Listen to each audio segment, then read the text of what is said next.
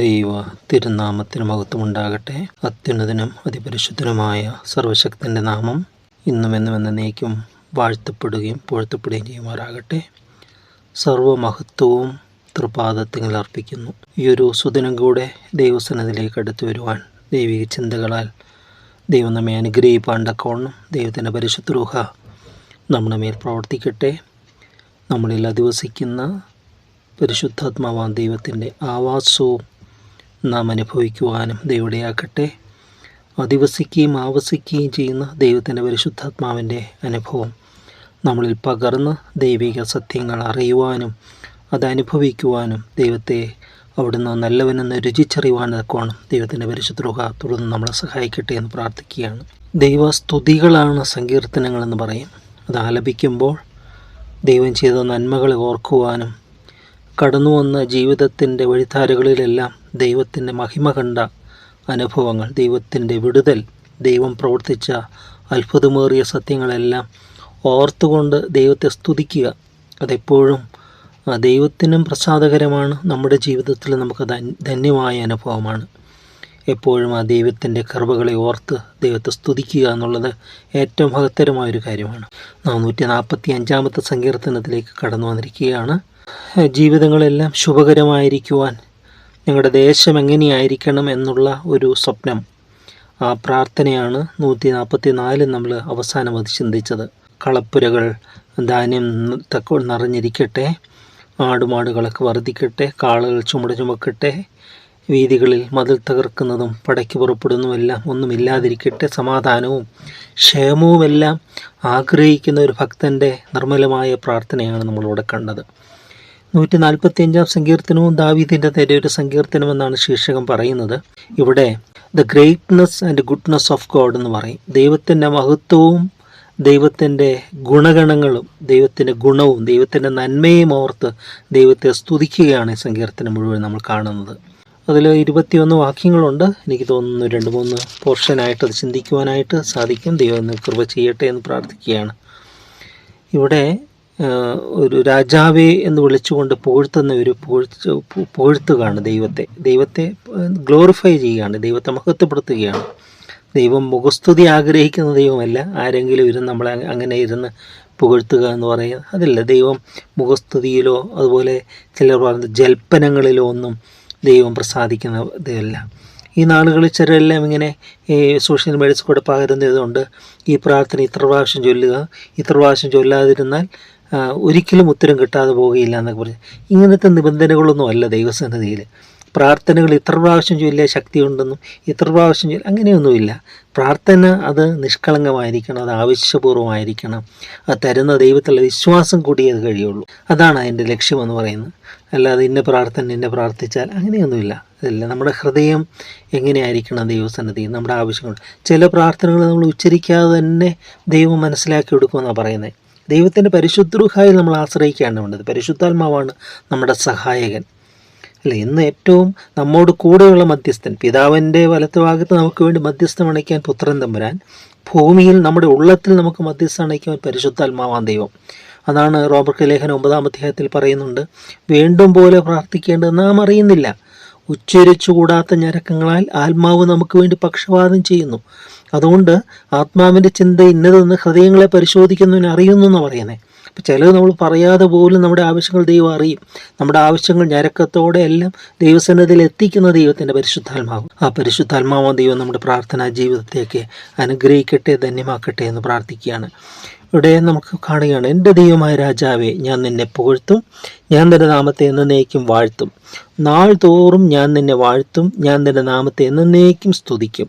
യഹോവ വലിയവനും അത്യന്തം സ്തുത്യനുമാകുന്നു, അവൻ്റെ മഹിമ അഗോചരമത്രേ.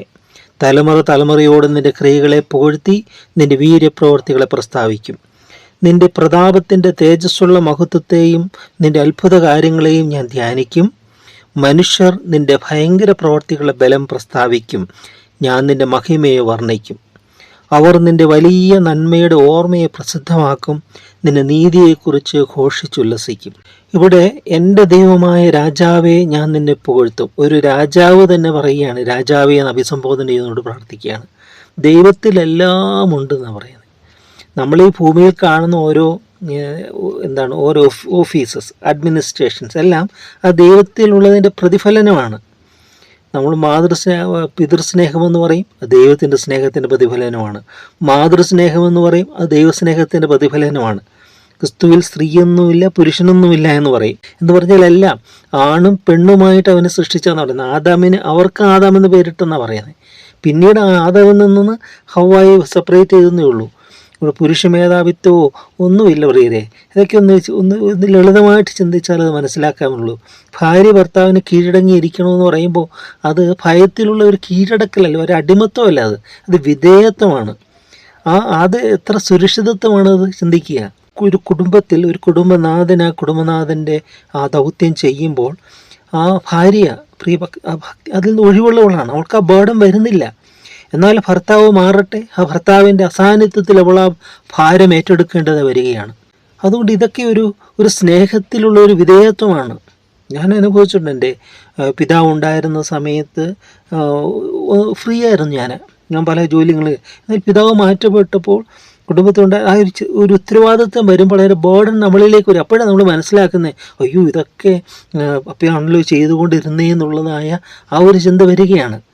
അപ്പോൾ ആ ബേർഡൻ നമ്മളിലേക്ക് വരിക. അപ്പോൾ അതുവരെ നമ്മളത് അറിഞ്ഞില്ല എന്ന് പറഞ്ഞ പോലെയാണ് ഒരു സ്നേഹമുള്ള ഒരു ഭർത്താവിൻ്റെ കീഴിലായിരിക്കുന്ന ഒരു ഭാര്യ ഫ്രീ ആണ്.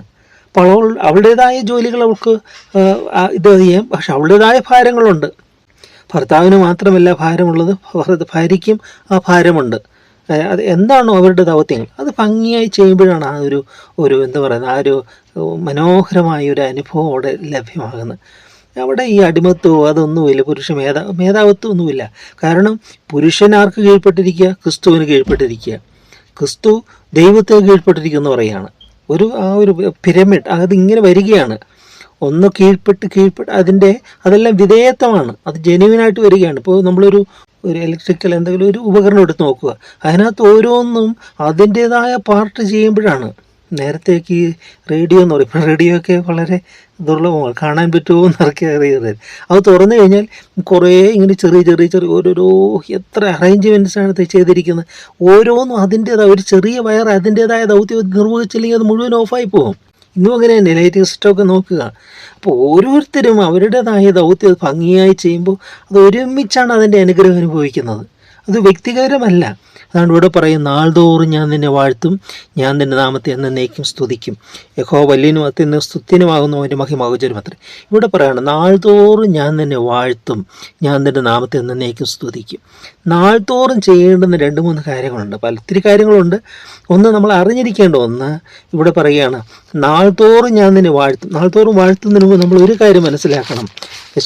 സങ്കീർത്തനം അതിൻ്റെ 68-ാമത്തെ സങ്കീർത്തനത്തിൽ നമ്മൾ കാണുന്നുണ്ട് 19-ാമത്തെ വാക്യം, നമ്മുടെ രക്ഷയാകുന്ന ദൈവമായി നാൾതോറും നമ്മുടെ ഭാരങ്ങളെ ചുമക്കുന്ന കർത്താവ് വാഴ്ത്തപ്പെടുമാറാകട്ടെ. അത് വളരെ ഒരു ഉന്നതമായൊരു കാഴ്ചപ്പാട്. അത് അറിയണം നമ്മൾ. എവരി ഡേ, ഓരോ ദിവസവും എൻ്റെ ഭാരം ചുമക്കുവാൻ സന്നദ്ധനായൊരു ദൈവം. ഞാൻ നേരിടുന്ന പ്രയാസങ്ങൾ, പ്രതിസന്ധികൾ, പ്രതികൂലങ്ങൾ എല്ലാം എനിക്ക് അർപ്പിക്കുവാൻ കൊള്ളാകുന്ന ഒരു സ്ഥലം. എൻ്റെ ഭാരങ്ങളുമായി ചെല്ലുമ്പോൾ കർത്താവ് പറയല്ലേ ഒരിക്കലും അകന്നു നിൽക്കാൻ, മറിച്ച് കർത്താവ് ക്ഷണിക്കുകയാണ്. പുതിയ നിയമത്തിലേക്ക് വരുമ്പോൾ കർത്താവ് ക്ഷണിക്കല്ലേ, അധ്വാനിക്കുന്ന ഒരു ഭാരം ചുമക്കുന്നവരെ നിങ്ങൾ എൻ്റെ അടുക്കൽ വരുവി, ഞാൻ നിങ്ങളെ ആശ്വസിപ്പിക്കാമെന്നാണ് പറയുന്നത്. അവിടെ നമ്മളെ സ്വാതന്ത്ര്യത്തോടെ ആ സന്തോഷത്തോടെ ദൈവം നമ്മളെ ആനയിക്കുകയാണ്, വരുവി ഞാൻ നിങ്ങളെ ആശ്വസിപ്പിക്കാം. മനുഷ്യന് ചിലപ്പോൾ അതൊക്കെ കേൾക്കാൻ പറ്റും, കേൾക്കുന്നതിനൊരു ഇതാണ്, കേൾക്കാൻ പറ്റുമായിരിക്കും. പക്ഷേ പൂർണ്ണമായ ആശ്വാസം വരുവാൻ ദൈവത്തിൻ്റെ സാന്നിധ്യത്തിന് മാത്രമേ സാധിക്കുകയുള്ളൂ. അപ്പോൾ നാൾതോറും നമ്മുടെ ഭാരങ്ങളെ ചുമക്കും ദൈവമായ കർത്താവ് ഉണ്ടെന്നുള്ള ആ തിരിച്ചറിവ് വരിക. അപ്പോൾ നമുക്ക് ഓരോ ദിവസവും ചെല്ലാം. ഇന്ന് ചെന്ന് പറഞ്ഞു, നാളെ ചെന്ന് പറഞ്ഞു, ഇല്ല, വെരി ഡേ, ഓരോ ദിവസവും നാൾതോറും നമ്മുടെ ഭാരങ്ങളെ ചുമക്കുന്ന ദൈവമായ കർത്താവ് വാഴ്ത്തപ്പെടുമാറാകട്ടെ. അപ്പോൾ നമ്മുടെ ജീവിതത്തിൽ എന്ത് ചെയ്യണം? കർത്താവ് ദൈവത്തിൽ വരുമ്പോൾ പറയുന്നുണ്ട്, ലൂക്കോസിലെ സുവിശേഷം 9:23 വരുമ്പോൾ പറയുന്നുണ്ട്, തന്നെത്താൻ ത്യജിത്ത് നാൾതോറും എൻ്റെ ക്രൂശ് എടുത്തവൻ എന്നെ അനുഗമിക്കട്ടെ. നാൾതോറും ചെയ്യേണ്ടതാണ്, എവരി ഡേ. ഓരോ ദിവസവും തന്നെത്താൻ ത്യജിച്ച് തൻ്റെ ക്രൂശ് എടുത്ത് എന്നെ അനുഗമിക്കട്ടെ. ഓരോ ദിവസവും എഴുന്നേൽക്കുമ്പോൾ നമ്മൾ ചിന്തിക്കുക, നമ്മുടെ സെൽഫ് ഇങ്ങനെയുണ്ട്. ആ സെൽഫിനെ ത്യജിക്കണം. അതായത് സ്വയമായിട്ടില്ല, ഞാൻ എന്തിനു വേണ്ടി? ഇന്നെൻ്റെ ജീവനുള്ള ദൈവത്തിന് വേണ്ടി ഞാൻ ജീവിക്കും. തന്നെത്താൻ ത്യജിച്ച്, self denial. Not I but Christ. I ഇങ്ങനെ നേരെ നിൽക്കും, പക്ഷെ അവിടെ ക്രൈസ്റ്റ് വരുമ്പോഴോ സി ആകും, കുനിയുമാണ്. ഇംഗ്ലീഷ് അക്ഷരമാലയിൽ സി എന്ന് പറയുന്നത് കുനിഞ്ഞിരിക്കുന്നതാണ്. ആ സിക്കകത്ത് ഐ വളയണം. എന്ന് പറഞ്ഞാൽ ഇനി നോട്ട് ഐ ബട്ട് ക്രൈസ്റ്റ്, ഇനി ജീവിക്കുന്ന ഞാനല്ല, ക്രിസ്തു അത്രയും ജീവിക്കുന്നത്. അപ്പോൾ നാൾതോറും തന്നെത്താൻ ത്യജിക്കണം, സെൽഫ് ഡിനയൽ എന്ന് പറയും. ഈ വൈവാഹിക ജീവിതത്തിൽ പോലും ഈ ഒരു മഹത്തരമായ ഒരു കാര്യം നടക്കേണ്ടിയിരിക്കും. എന്താണ്?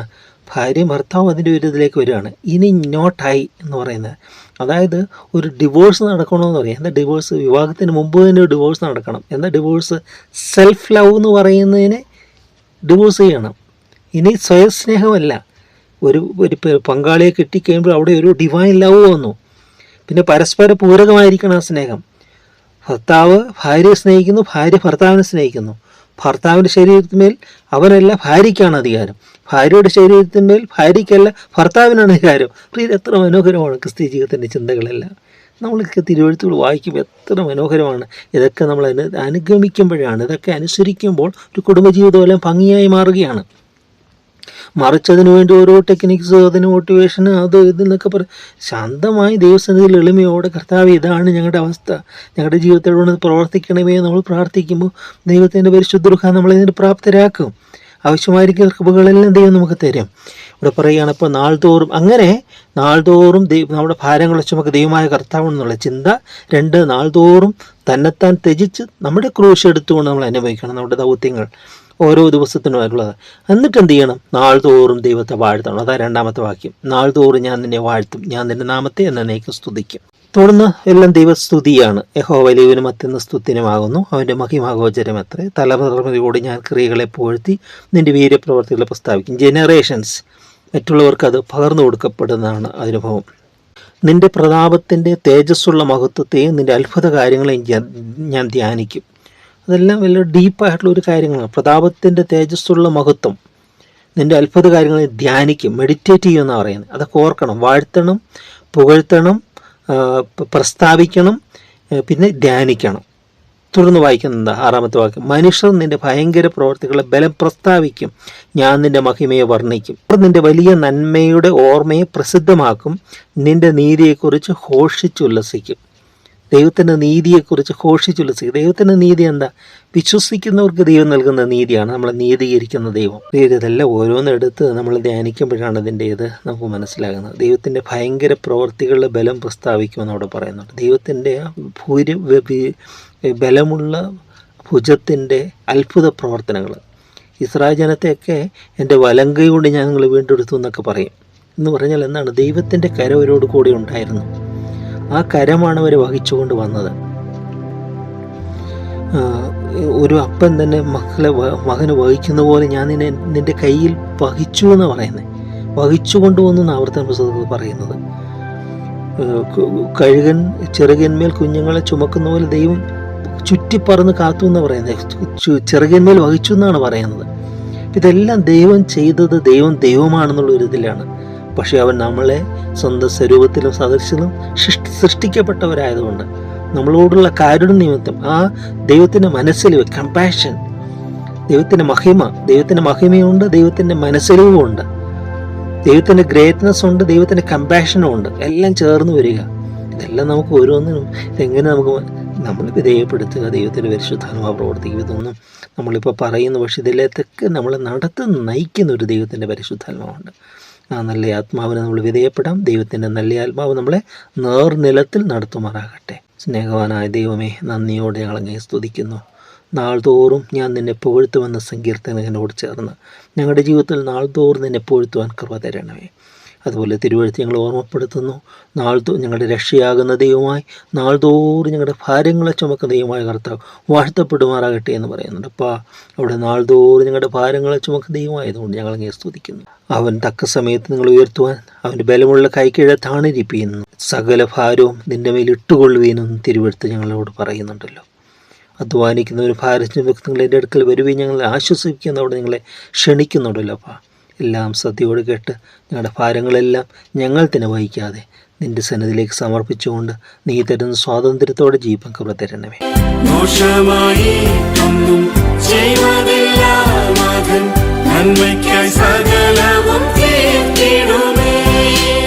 വെള്ളം പൊന്നിന്നകൾ വന്നതാം വേളയിലും ആശ്വാസമരുളി ചേർത്തണച്ചുവല്ലോ.